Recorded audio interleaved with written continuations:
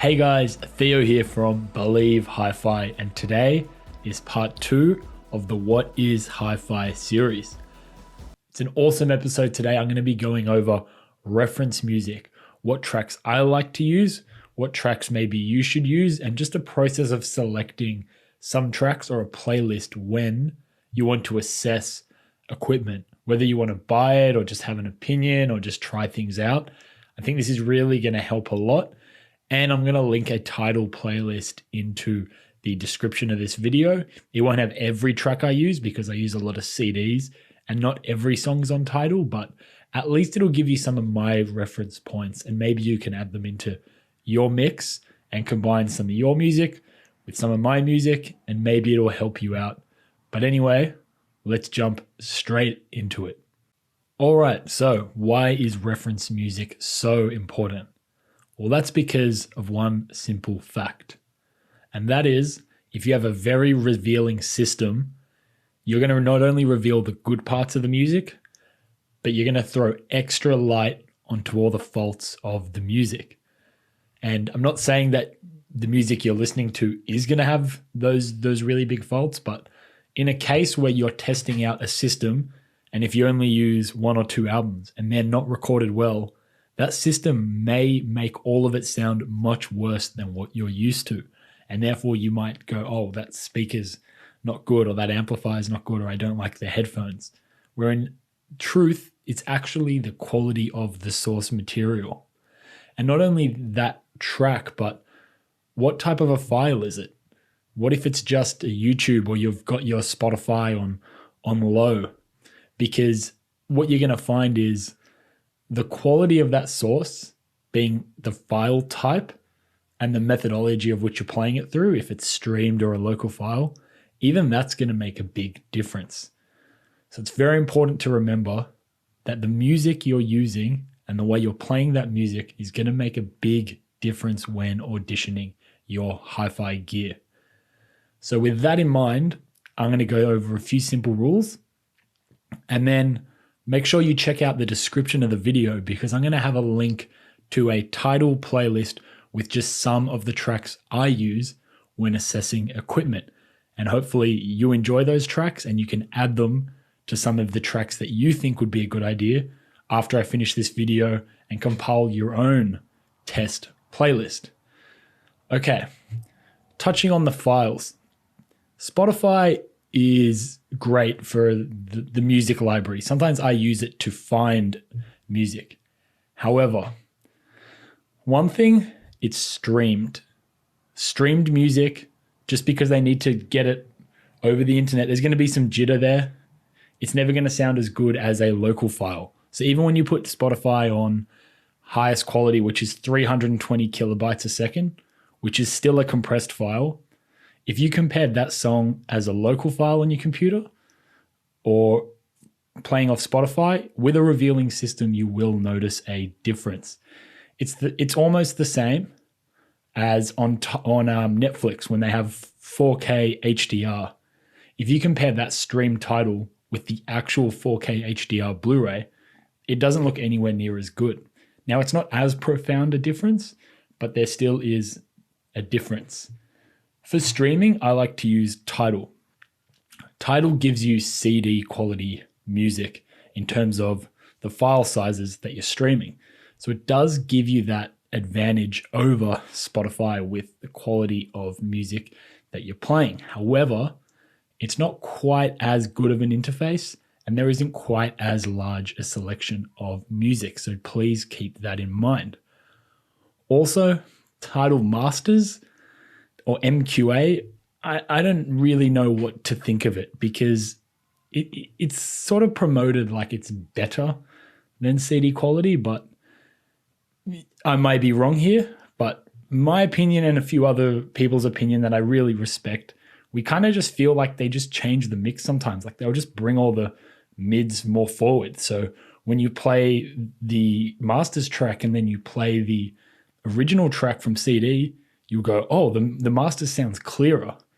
But I just think they're playing with the mix a bit to make it seem like it perceives more detail or shows you more detail, but it's not necessarily true to source. You know, we want how the artist intended it when they made that version in the studio.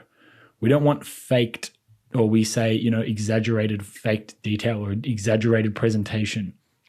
So I'll try to use just the normal Tidal streaming quality, not the MQA. And if I really like it, what I'll do is I'll buy the CD or get a local file of the tracks in particular. So moving on from streaming and the source, the key takeaways: local files are best, and try to get lossless formats, WAV or FLAC, or if you're an Apple, ALAC or AIFF, I believe it's called. These are lossless files. They're not compressed. 320 kilobytes or anything that's an MP3 format is compressed, and you're going to lose some of the detail and some of the elements of the music. Now, music selection. This is an interesting one because as much as I'm going to argue one way, I think you need the other way too. And those extremes are very well recorded songs that I want to provide you with, that you can trust to be well recorded, mixed, and mastered.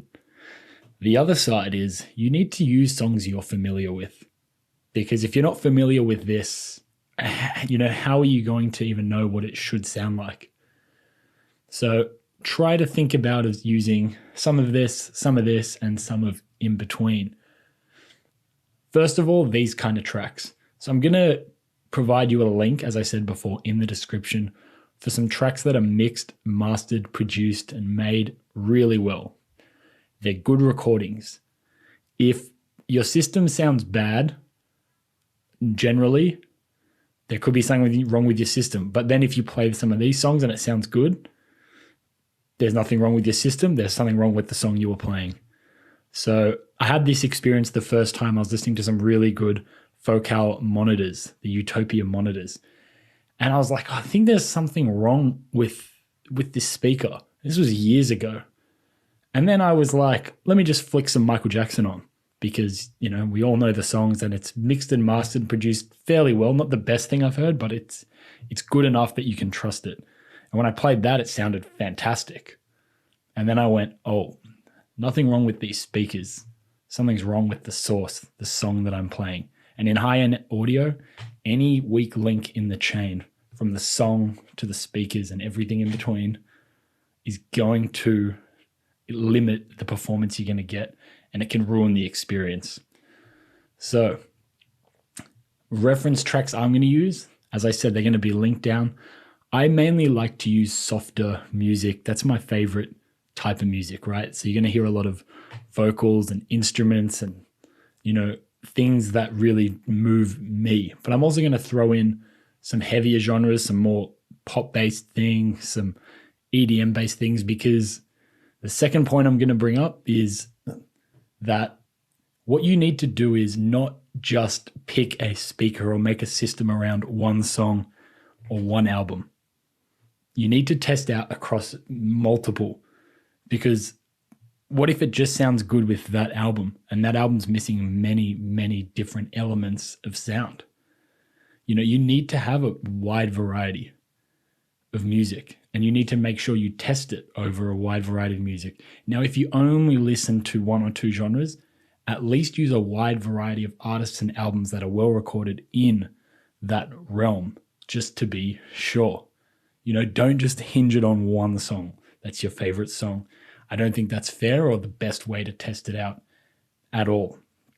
Now, on this end of the spectrum, use songs and play songs you enjoy, because at the end of the day, you need to take these home, you need to listen to them, and you need to make your favorite songs enjoyable.